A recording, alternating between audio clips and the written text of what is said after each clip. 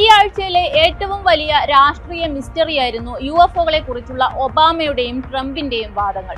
അന്യഗ്രഹ ജീവികളെ കുറിച്ചുള്ള ഒബാമയുടെ പരാമർശങ്ങൾ രഹസ്യ സ്വഭാവമുള്ള വിവരങ്ങൾ ചോർത്തുന്നതിന് തുല്യമാണെന്ന് ട്രംപ് ആരോപിച്ചു. പിന്നാലെയാണ് വിവരങ്ങൾ പുറത്തുവിടുമെന്ന പ്രഖ്യാപനം.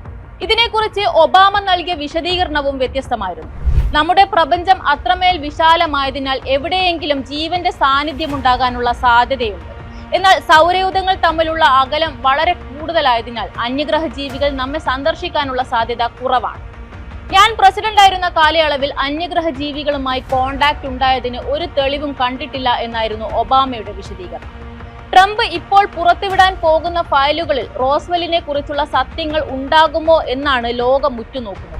ട്രംപിന്റെ പുതിയ രാഷ്ട്രീയ തന്ത്രമാണോ അതോ യഥാർത്ഥത്തിൽ അന്യഗ്രഹ ജീവികളെ കുറിച്ചുള്ള നിർണായക വിവരങ്ങൾ US-ന്റെ പക്കലുണ്ടോ എന്നത് വരും ദിവസങ്ങളിൽ വ്യക്തമാകും. കാത്തിരിക്കാം.